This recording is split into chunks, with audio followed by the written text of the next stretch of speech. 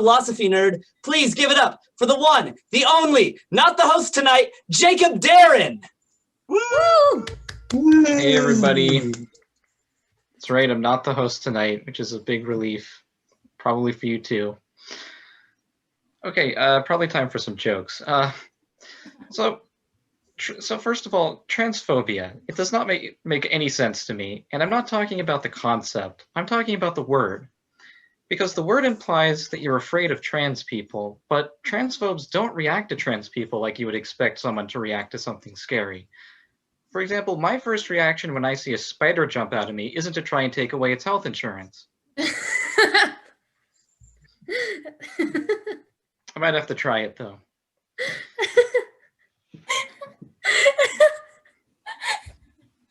A while ago, I watched, there was this documentary on Scientology that kept showing up on Netflix. And, you know, it was genuinely, oh God, I can't speak. It was generally pretty sad. But there was this one moment in it that wasn't sad. And it was this. There was this one guy who had been scammed out of hundreds of thousands of dollars, and he asked for a refund, which is something the church says it will do for you. But when he did this, they told him, okay, we'll give it to you as a credit in your next life. Now, I don't know about you people, but that's just about the funniest thing I've heard in my entire goddamn life.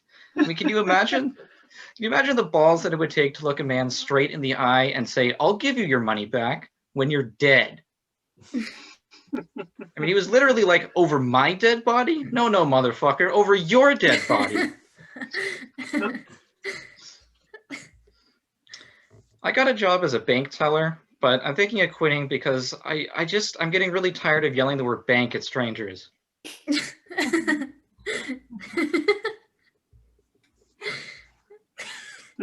I don't know how to use most of the emojis. For example, when do you use the monocle guy? Like, I understand you use the happy face when you're happy and the angry face when you're angry. So you use the monocle guy when you feel nearsighted, I guess. Okay, we're going to pretend that joke didn't happen. Somebody recently told me that Cleopatra was African American. And you will note that this is wrong on both counts. Now, I don't really have a punchline to this joke. I just wanted to call out Stephanie in front of a bunch of people. Fuck you, Stephanie, you're stupid. I guess there's a lot of Stephanie fans here tonight. All right. So now that there's a sane person in the presidency, I think I can try making some political jokes again. I mean, kind of sane. For example, does anybody remember that time Biden talked about his leg hair and cockroaches on national TV? If you don't, here's a direct quote from him. And remember, this man has access to nuclear weapons. He said, and by the way, you know, I sit on the stand and it get hot. I got hairy legs that turn blonde in the sun. And the kids used to come up and reach in the pool and rub my leg down so it was straight, and then watch the hair come back up again, then look at it.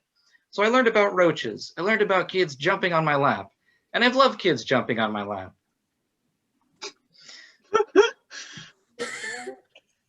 But I've concluded from this that Biden is kind of like a speak and spell, except he can't speak or spell. On a related note, I've been having an existential crisis about my dominant masturbating hand. You see, I'm a lefty, and there's something that just feels morally wrong about that. Because it's inconsistent, I write with my right hand, I play ping pong with my right hand. So am I a righty or a lefty? And after last election, you see what's at stake here. Now, you might think that's fucking stupid, but let me ask you, is it a stupider way to make political decisions than the Electoral College? I don't think it is. And speaking of stupid, you ever do something so stupid you have an out-of-body experience? Like you feel yourself watching yourself and you go, fuck, this motherfucker is still talking? I mean, for example, one time when I was a kid, some guy called on the phone and my mom didn't want to talk to him, and so she told me, tell him I'm asleep. So my dumbass told him, she says she's asleep.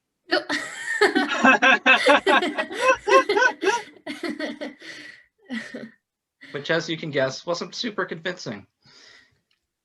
TV shows always talk about explicit language like it's bad for kids to hear it. And maybe that's why kids are so fucking vague all the time. Like, look, Star. What about the star? Be a little more fucking explicit. Come on. And sometimes TV shows will just warn you that they're going to contain language. And that doesn't seem like something we should stop children from hearing. So my life isn't super great right now. As I can imagine, it's not super great for a lot of people.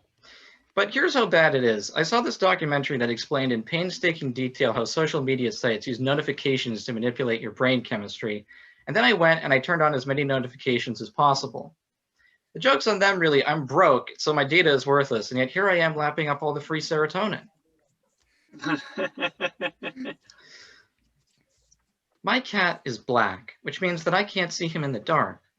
But this is not a concept that he understands.